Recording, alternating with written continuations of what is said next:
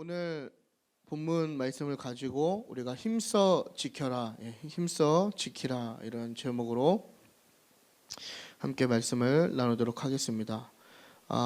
이제 제가 디모데 전서 말씀을 가지고 계속해서 이제 여러분들과 말씀을 나누고 있는데요. 오늘 본문이 이제 디모데 전서, 그러니까 본 서신의 마지막 단락입니다. 그래서 디모데와 에베소 교회를 향한 그 마지막 바울의 편지의 마지막이 오늘 본문의 내용입니다. 그래서 우리가 보통 편지 끝에 내가 전달하려고 했던 편지뿐만 아니라 사실 우리가 어떤 이야기를 하다 보면 내가 마지막에 한 번 더 강조하고 싶은 얘기, 또 혹은 지금까지 내가 해왔던 이야기들을 이렇게 한 번 더 정리해서 이야기하지 않습니까? 이제 그런 것처럼 오늘 바울 사도가 이제 디모데에게 에베소 교회를 담임하고 있는 디모데에게 이제 마지막으로 한 번 더 내가 왜 이 편지를 지금 썼는가, 그 부분에 대해서 이제 결론을 맺으면서 또 한 번 강조하면서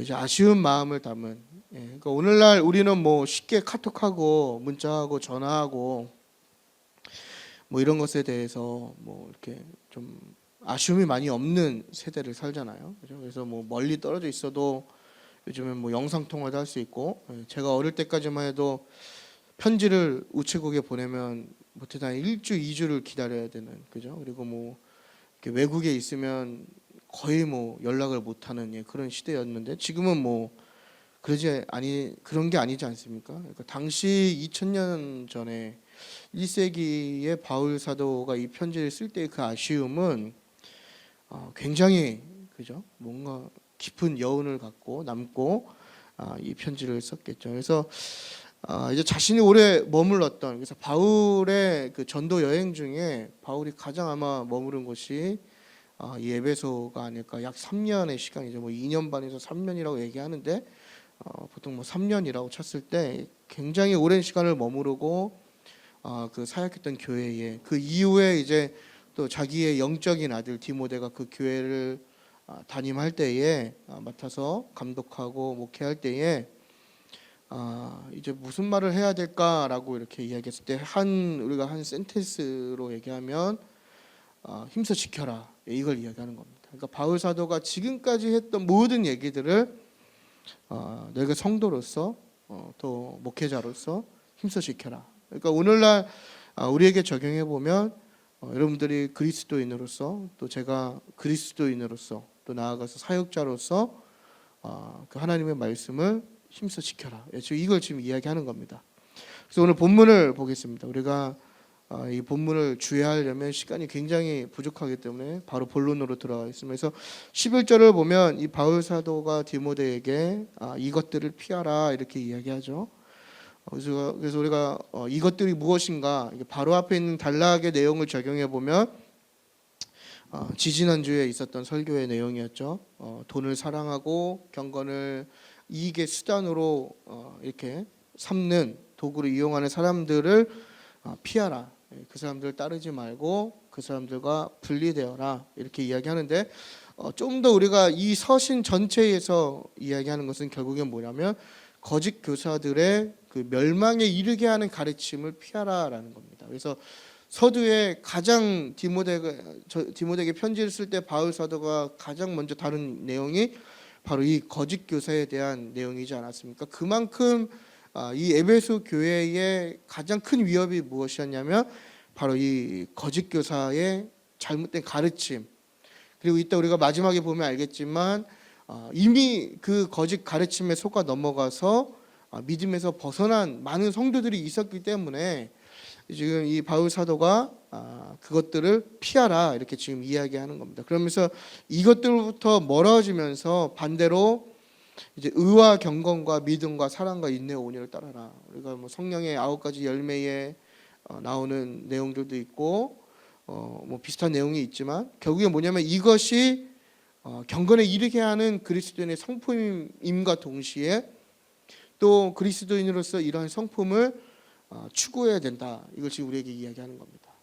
그래서 따라서 따르며, 이게 뭐얘기냐면 추구하다, 그러니까 하나님의 사람으로서 가져야 될 그 성품, 그죠? 그게 아마 지금 여기서 이야기하는 의와 경건과 믿음과 사랑과 인내와 온유, 이러한 성품을 통해서 우리가 정말 그리스도인으로서 성숙하게 발전할 수 있는 것이고, 또 우리가 이것들을 추구함으로써 거짓 가르침으로부터 멀어질 수 있는 것이고, 결국 우리가 이러한 것들을 통하여서 이제 12절을 보게 되면 믿음의 선한 싸움을 싸울 수 있게 된다라는 것입니다. 그러니까 굉장히 폭넓게 적용할 수 있는 내용이죠. 그래서 12절을 보면 너희가 이제 믿음의 선한 싸움을 싸움으로 영생을 취하라.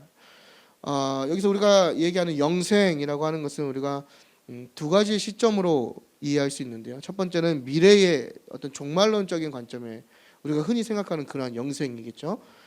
그래서 선한 싸움을 다 싸운 뒤에 최종적으로 얻게 되는, 하나님 나라에 임하였을 때 받게 되는 어떤 그런 종말적인 관점, 마지막 때에 미래적으로 있는 어떤 영광으로 해석할 수 있고, 또는 현재적인 관점에서 하나님과 교제하는 그런 관점으로 우리가 이 영생을 해석하기도 합니다. 그러나 우리가 한 가지 중요한 것은 이 영생이라고 하는 것, 영원한 생명을 얻는다는 것은 시간적인 어떤 개념의 해석이 아니라 바로 질적인 개념으로 우리에게 적용해야 된다는 것입니다. 그러니까 굉장히 우리에게 중요한 얘기죠. 그래서 우리가 이 영생이라는 것을 자칫 오늘날 우리의 구원에 잘못 적용해 보면 굉장히 신앙생활이 심플해지는 거죠. 그냥 예수 믿고 천국 가고 영원히 사는 거, 그죠? 이게 시간적인 개념으로 자꾸 이 영생을 해석하면 이러한 결론밖에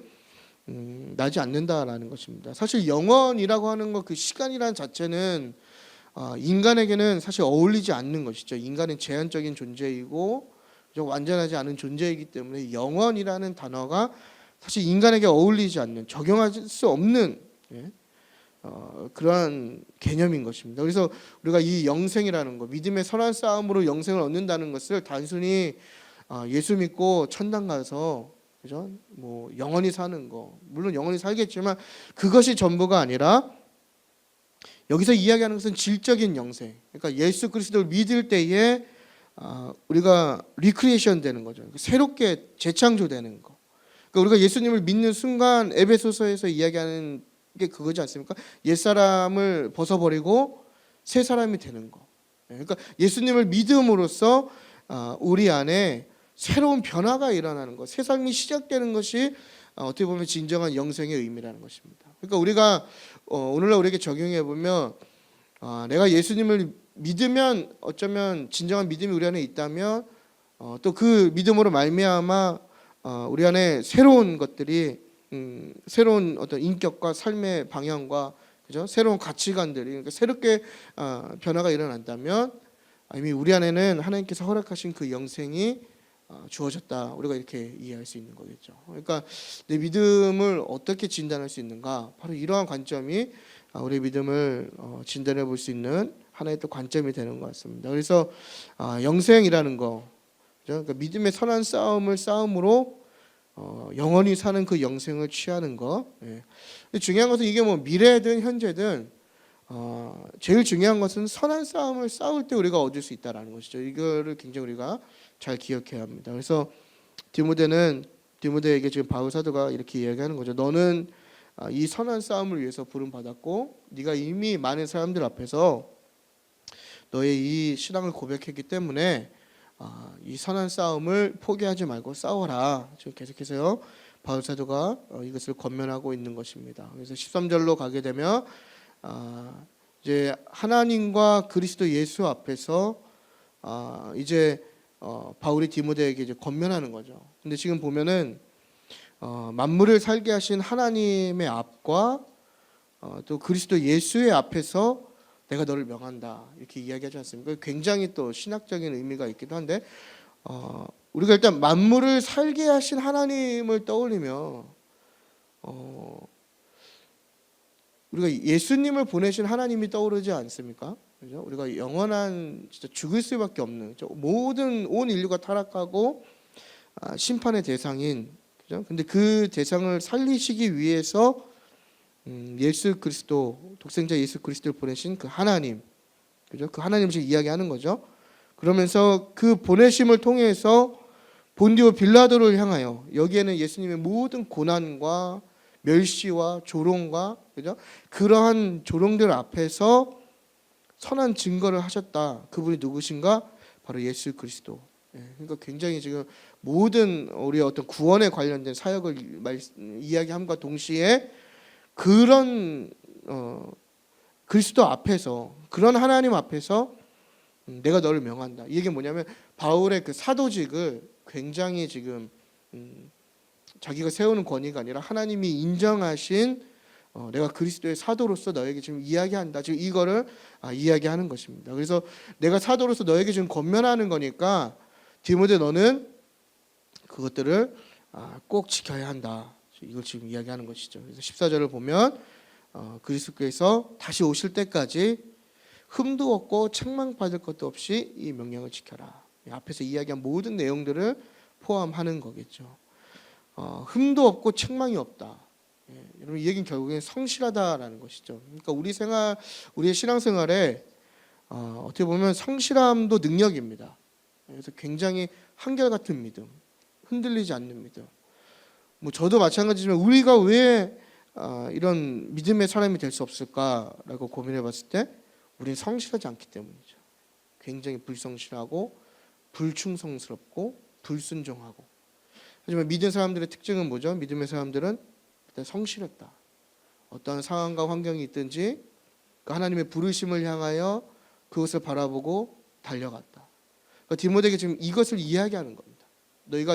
너가 예수님이 오실 때까지, 물론 1세기의 성도들은 예수님께서 곧 오실 거라고 생각했겠죠. 그렇죠? 그러지 않습니까? 예수님께서 오신다고 말씀하셨고 아마 금방 오실 거다. 이렇게 아마 기대했을 수도 있어요. 시간이 많이 지났긴 했지만 하지만 그럼에도 불구하고 예수님이 오실 때까지 성실하게 이 믿음을 타협하지 말고 거짓 가르침을 따르지 말고 선한 싸움을 싸워나가라 이렇게 이야기하면서 기약이 이르면 15절에 이 재림의 때를 의미하는 것이죠. 그래서 이 기약이 이르다라는 것을 그 헬라어 성경을 보면 자신의 때 이렇게 얘기합니다. 그래서 이 자신이라고 하는 것은 그 하나님을 의미하거든요. 그러니까 하나님의 때에 그 재림이 있는 것인데 결국에는 그 기약이 이를 때에 일어나는 일들을 지금 설명하고 있는 건데 중요한 것은 뭐냐면 우리가 계속해서 그 예수님의 재림의 시기를 인간의 관점으로 자꾸 파악하고 뭔가 짐작하려고 하는 시도들이 있다라는 거예요. 그러니까 모든 교회 역사 속에서도 있었지만 오늘날도 그러지 않습니까? 그래서 어떤 사람들은 오늘날의 현상과 어떤 징조로 말씀을 바라보는 분들이 계세요. 그래서 이스라엘 전쟁 지금 중이지 않습니까? 가자지구라. 그러면서 뭐 심지어 목회자분들 중에도 그런 분들 계세요. 뭐 이스라엘이 다 기독교화 되면은 또 뭐 예수님 재림의 때가 올 거다. 뭐 이스라엘이 중동을 장악하면 예수님이 재림의 때가 올 거다. 그건 잘못된 해석이죠. 굉장히 오만한 해석이죠.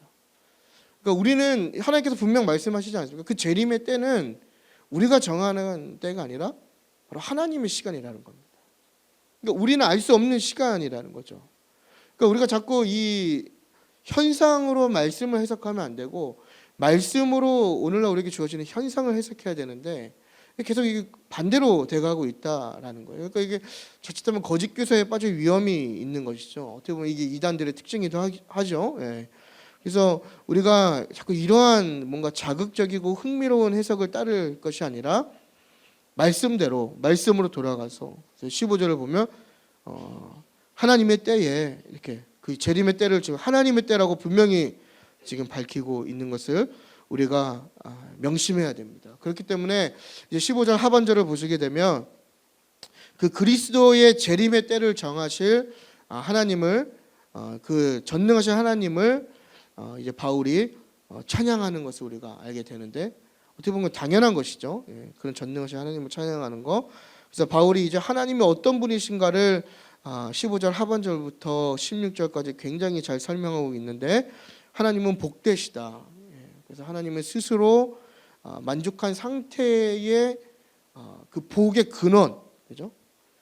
복 자체라는 것을 지금 이야기하면서 유일한 주권자, 큰 권세가 있으신 분이고 왕이시고 모든 만물의 주이시다, 그러니까 주인이시다. 지금 이거를 하나님께 찬양을 올려드리고 있는 거예요. 그러니까 뭔가 좀 뜬금없는 이야기라고 우리가 생각할 수 있겠죠. 갑자기 왜 힘써 싸우고 지키고 이런 걸 이야기하다가 하나님을 찬양하고 있는가, 우리가 이렇게 생각해 볼 수 있는데, 어떻게 보면 그 하나님을 찬양하는 게 당연할 수 있을 것 같아요. 왜냐하면 그 모든 그 마지막의 때를 정하신 그 전능하신 분이 하나님이시기 때문에, 그러니까 그분 앞에서 우리가 겸손하게 그분을 높이는 거죠.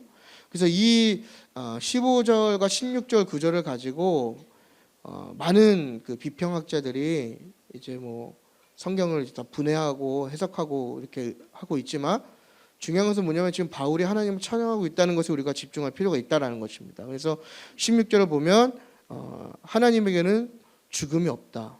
그러니까 영원하신 분, 불멸의 하나님, 그러니까 하나님의 그 영원성. 그래서 제가 아까 말씀드렸다시피 영원이라는 개념은 인간에게 어울리는 것이 아니라 바로 진정한 모든 만물의 주인이신 창조주이신 하나님께 어울리는 표현인 거죠. 그래서 하나님께 어울리는 그 표현, 죽지 아니한다, 영원하시다, 그리고 가까이 가지 못할 빛에 거하신다. 그러니까 하나님의 거룩성을 또 이야기하면서 이제 인간의 이해를 뛰어넘으시는 분이 바로 하나님이시다라는 것을 이야기하면서 이제 바울이 그 찬양을 하나님께 올려드리는 지금 이 내용을 우리가 보고 있는 것입니다. 그래서 17절을 가게 되면 이제 또 한 번 또 겉면으로 이렇게 돌아서게 되는데, 이 부자들에게 교만하지 말고 재물에 소망을 두지 말라라고 이야기하는데, 우리가 좀 주목해서 볼 것은 6장 6절에서 10절이죠. 전달락에 보면 이 물질을 사랑하는 사람들이 누구를 가리키냐면 부자가 되길 갈망하는 대상입니다. 그래서 앞달락에서 이야기하는 것은 부자가 되려고 애쓰는 사람들, 그죠? 그러니까 오늘날 저와 여러분의 이야기죠. 부자가 되려고 애쓰는 사람들, 그죠? 근데 이제 지금 오늘 본문에서 이야기하는 17절의 이야기는 뭐냐면 이미 부자인 사람을 이야기하는 겁니다. 그래서 앞달락에서 이야기하는 것은 똑같이 돈에 대해서, 물질에 대해서 이야기하는 것인데, 앞달락은 네가 부자가 되려고 너무 애쓰면서 그 탐욕에 빠져서 잘못된 신앙으로 빠지는 것에 대한 경계를 나타낸다면, 오늘 본문은 이미 부자인 사람들이 빠지기 쉬운, 그렇죠? 그래서 교만하고 또 자기가 소유한 그 재물을 의지하는 마음에 대해서 경계하고 있는 것이죠. 그래서 자신이 소유한 물질로 인해서 스스로가 대단한 존재라고 착각하게 되어서 사람을 경멸하게 되는 것을 지금 이 바울 사도가 금지하고 있는 것입니다. 그래서 오늘날도 이런 문제가 많이 있고, 또 야고보서 말씀도 보면 이러한 문제를 두고 우리가 많이 이야기하지 않습니까? 그래서 지금 이거를 어떤 그 시대의 문제와 흐름 속에서 바울 사도가 정확하게 캐치하고 있는 것이죠. 그러면서 이게 오늘날 우리에게까지도 지금 동일하게 적용이 되고 있다라는 것입니다. 그래서 교회의 가장 그 세속화된 타락의 사인이 뭐냐면 바로 이 세상의 원리이죠. 부가 힘이 되는, 그죠? 돈이 힘이 되는 그 원리가 교회 안에 들어올 때 이 굉장한 교회의 타락을 야기시키지 않습니까? 그래서 이런 것들을 우리가 경계해야 된다, 지금 이렇게 이야기하는 것입니다. 그러면서 불확실한 재물에 너희가 소망을 두는 게 아니라 후히 주시는 하나님께 소망을 두어라. 그러면서 18절을 보면 이제 그 재물을 어떻게 사용할 것인가 이렇게 이야기하면서 나누어 주기를 좋아하고 너그러운 자가 되라, 동정하는 자가 되라, 이렇게 권면합니다. 그래서 초대교회의 가장 중요한 사역 중에 하나가 무엇이죠? 바로 이 구제이지 않습니까? 구제. 그 사역을 강조하면서 단순히 그냥 물질의 나눔을 넘어서 그 가난하고 연약한 자들의 아픔까지 함께 공감하는 그 마음까지 이어지도록 가르쳐라. 지금 이거 이야기하는 것입니다. 왜냐하면 이거에 반대되는 게 다 거짓 교사들이 이야기하는 그 내용이었기 때문에 바울 사도가 이것을 지금 굉장히 마지막에 한 번 더 강조해서 이야기하고 있는 것이죠. 그러면서 그러한 행위들, 가난한 자를 돌보고 나누길 좋아하고 동정하는 행위들이 19절을 보시게 되면 좋은 터에 쌓여진다, 이렇게 얘기합니다. 그래서 좋은 터라는 것은 허물어지지 않는 영원한 나라를 의미하는 것이죠. 예, 그리고 이 좋은 터가 이게 자칫 우리가 잘못 이해하면 이게 좀 상급론으로 발전하는 경우가 있을 것 같아요. 그래서 제가 우스갯소리로 늘 하는 얘기지만 저는 이 땅에는 집이 없어도 지금 하나님 나라에는 청약을 열심히 들고 있다. 제가 이런 농담 많이 하거든요. 굉장히 위험한 농담이긴 한데 여러분들 절대 하지 마십시오. 저는 믿지 않기 때문에 하는 겁니다. 믿지 않기 때문에. 하지만 우리가 자칫하면 뭐 이런 거 위험에 좀 빠질 수가 있죠. 그래서 사실 뭐 교회에서 열심히 헌신하면 뭐 천국에 뭐 좋은 집 있고 좋은 차 있고 뭐 그렇게 설명하시는 분들 많이 계시는데 사실 그렇습니다. 뭐 여기서 논할 문제는 아니지만 아무튼 뭐 결론은 뭐냐면 이러한 베푸는 삶이 예수님이 가르치는, 그죠? 그 가르침이고 또 그게 물질의 올바른 사용법이고 결국엔 하나님 보시기에 기쁜 행동이다. 뭐 이런 정도면 우리가 이 말씀을 이해하면 될 것 같습니다. 그래서 마지막으로 20절과 21절에 이제 친근하게 디모데를 부르는 것이죠. 디모데야, 이렇게 그러면서 이제 마지막 부탁을 재차 강조하는 것인데 이 거짓 교사들을 따르는 자들에 대해서, 그죠? 이야기하면서 그래서 경계하면서 이제 축복으로 편지를 끝내는.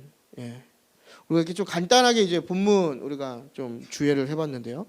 정리하면 이제 에베소 교회에 있는 그 거짓 교사들의 가르침을 바울 사도가 지금 계속해서 반박하고 경계하고 있는 것입니다. 그러면서 지금 이 6장의 내용은 뭐냐면 결국 성도의 자세와 성도의 그 삶을 이야기하는 것이거든요. 그러니까 성도로서 어떻게 살 것인가.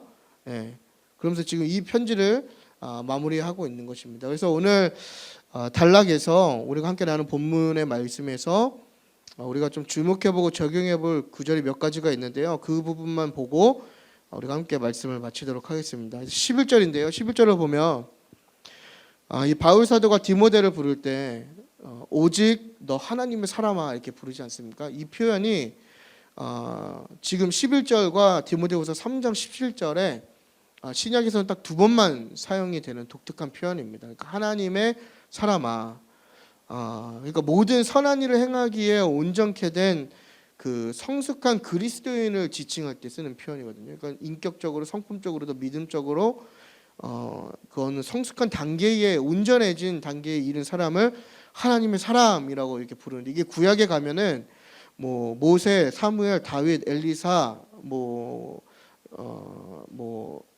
하난, 그죠? 레갑 사람 하남, 뭐 이런 사람들에게 붙여진 표현이 바로 하나님의 사람입니다. 대충 어떤 뉘앙스인지 아시겠죠?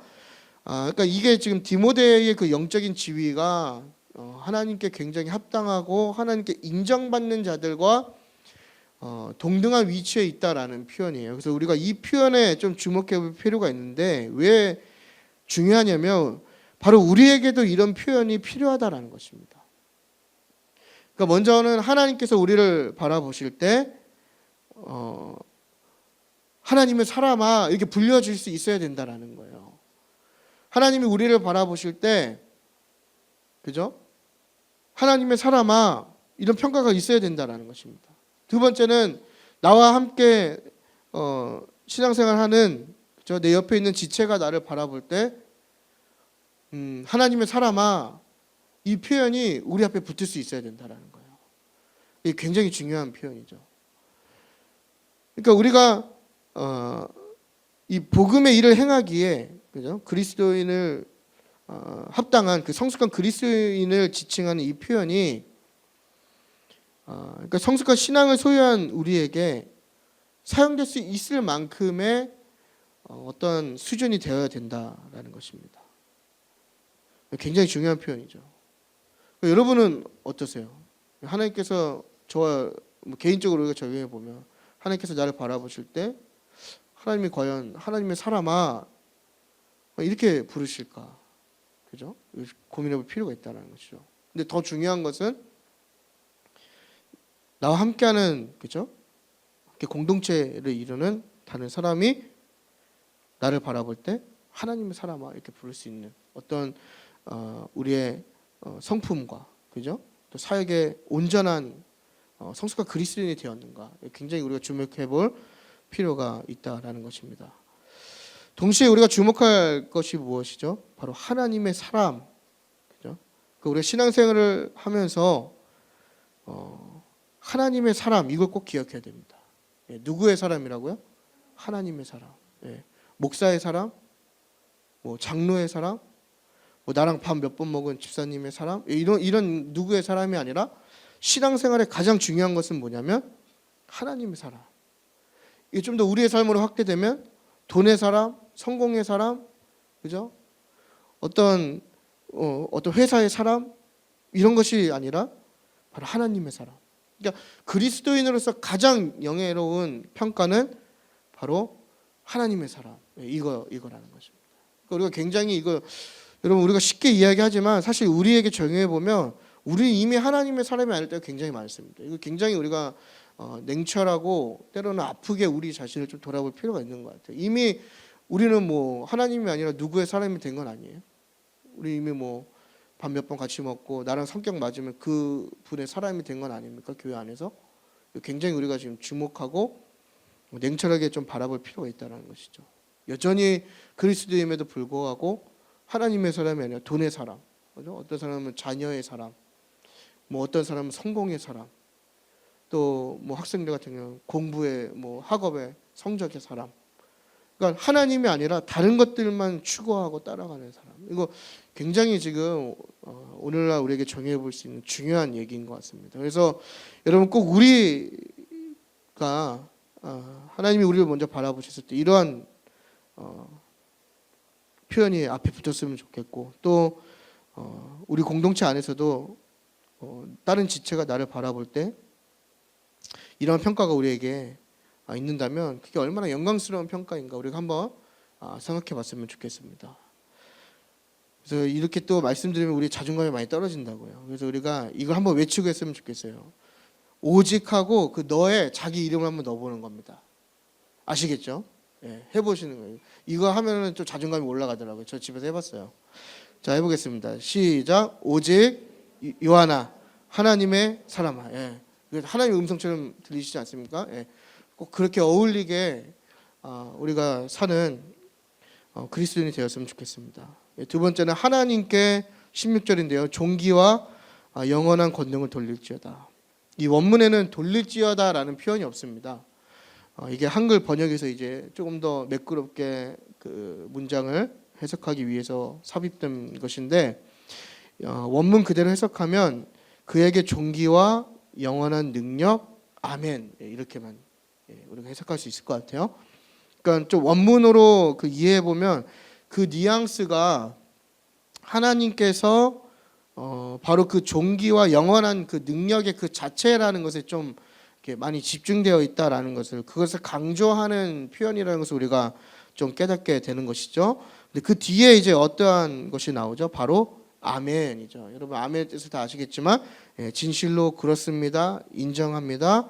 그죠? 그러니까 하나님께서 바로 그 존귀하신 분이고 하나님께서 바로 영원하신 능력이 있는 분이시고 하나님께서 그 모든 것의 근본이시다라는 고백이 있을 때 지금 바울 사도가 뭐라고 함께 고백하냐면 아멘이라고 고백하는 겁니다. 그러니까 그렇습니다. 그것을 인정합니다. 이게 굉장히 합당한 고백이죠. 그러니까 우리 안에 이러한 고백이 넘쳐나야 될 줄 믿습니다.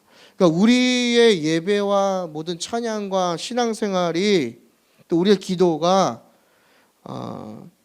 그 존귀하시고 영원한 능력 그 자체이신 하나님을 인정하고 그분께 영광을 돌려드려야 되는 고백이 있어야 된다라는 것이죠. 그러니까 바울 사도는 그걸 굉장히 지금 잘 하고 있는 거예요. 그러니까 이 아멘이라는 그 고백을 통해서 그 모든 영광을 하나님께 올려드리고 그것들을 인정하고 있다라는 것이죠. 그런데 오늘날 우리의 신앙과 삶을 보면 우리도 모르는 사이에 하나님이 받으셔야 할 영광과 그 많은 고백들을 다 우리가 가로챌 때가 많이 있다라는 거예요. 그러니까 하나님을 하나님되게 인정하지 못하는 거죠. 하나님이 모든 것의 근본이시고 주인이신데 그래서 그분이 그 영광을 받기에 합당하신 분인데 우리가 그것을 아멘으로 인정하고 고백하고 영광을 올려드리는 게 아니라 내가 그 영광을 준 거에서 다 가르친다라는 거예요. 여러분, 예배도 마찬가지고요, 찬양도 마찬가지고요, 기도도 잘 돌아보십시오. 다 내 만족과 내 유익과 내 영광과 다 내 영광으로 그런 것을 가르치는 거 아닙니까? 그래서 우리가 이런 표현 많이 하잖아요. 아, 오늘 예배 너무 좋았어.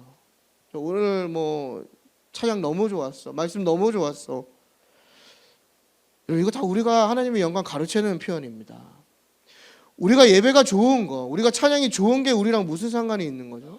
그게 하나님과 무슨 연관이 있냐라는 거예요. 우리의 예배의 핵심, 예배의 가장 중요한 건 뭐냐면 우리의 예배의 행위를 통해서 하나님을 높여드려야 된다는 겁니다. 그것을 받기에 합당하신 그분께 그것을 올려드리는 게 진정한 예배이고 진정한 기도이고 진정한 찬양이라는 거예요. 우리는 다 좋은 거 우리가 가르치는 거 아닙니까? 특히나 뭐 저 같은 사람들, 또 앞에서 예배 인도하는 사람들 다 그런 거 가르치는 거 아닙니까, 여러분? 옆에 와서 막 따봉 몇 번 해주면 굉장히 영광스럽잖아요. 내가 뭐 잘하는 것 같고 잘나는 것 같고 하나님 영광 다 가르치고 교만해지고. 하지만 바울 사도는 지금 뭘 얘기하는 겁니까? 그 모든 것을 하나님께 다 올려드리는 거예요.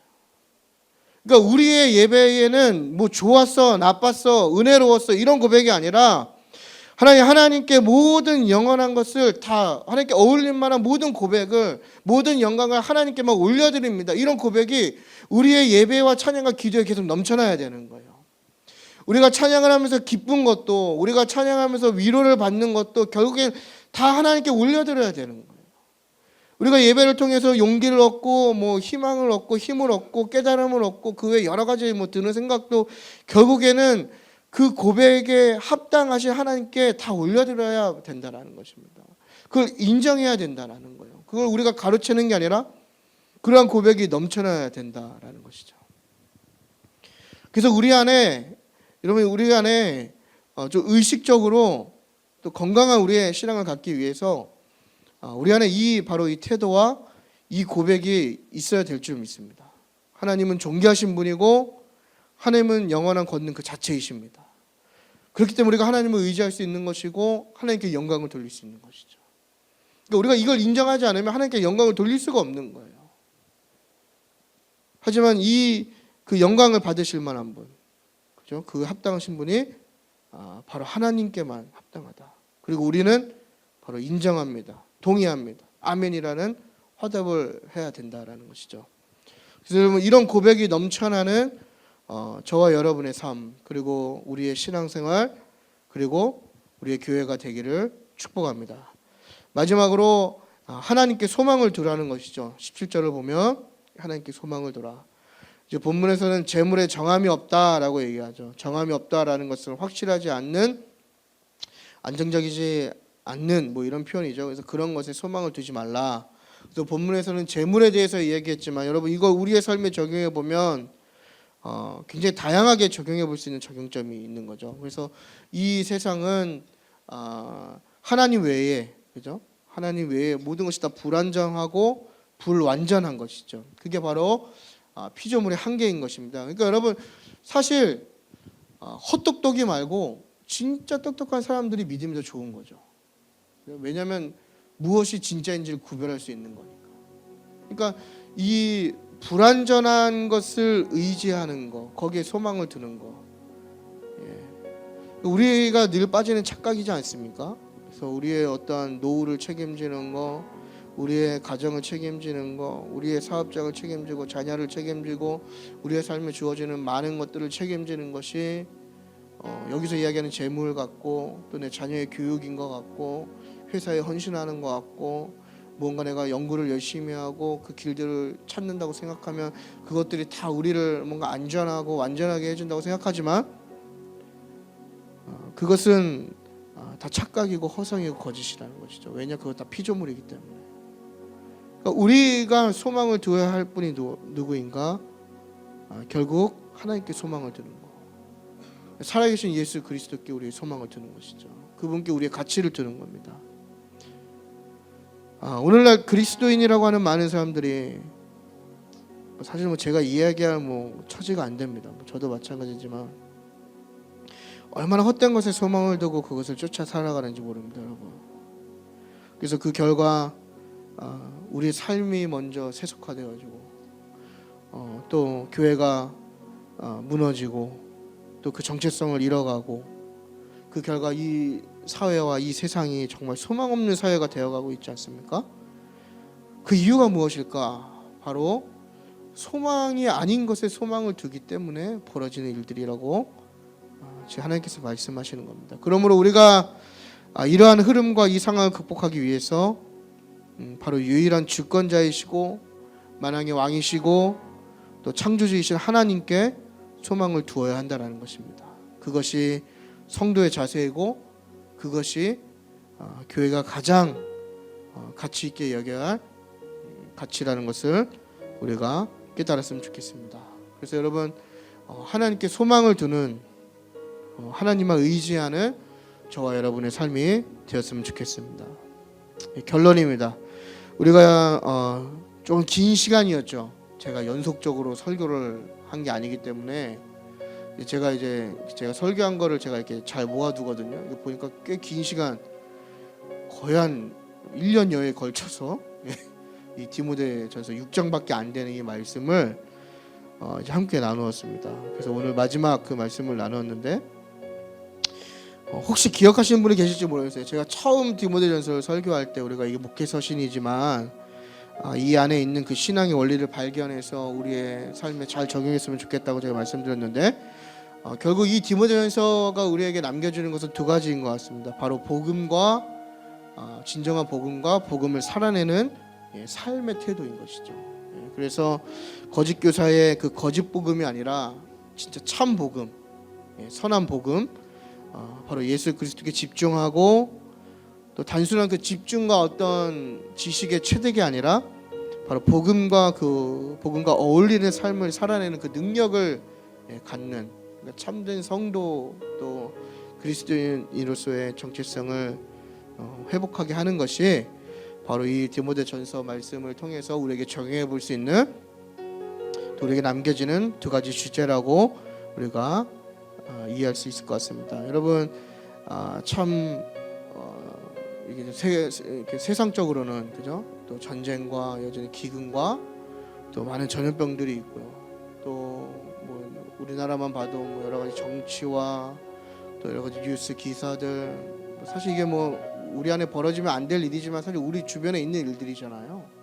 그렇죠? 그리고 또 우리의 삶에 주어지는 많은 문제들, 우리가 이런 것들을 어떻게 바라봐야 될까라고 했을 때 우리가 세상이 이야기하는 그 거짓 복음에 속는 것이 아니라 바로 참된 진리이시고 소망이시고 모든 만물의 주인이시고 우리의 유일한 생명 되신 하나님만을 온전히 바라볼 수 있는, 또 그분을 우리가 정말 전심으로 예배하고 찬양하고 또 아멘으로서 인정하고 따를 수 있는 그러한 우리의 개인적인 신앙과 또 나아가서 그 성도들이 모인 건강한 교회, 우리 겁나 행복한 교회가 또 그런 신앙 공동체가 되기를 기도하겠습니다.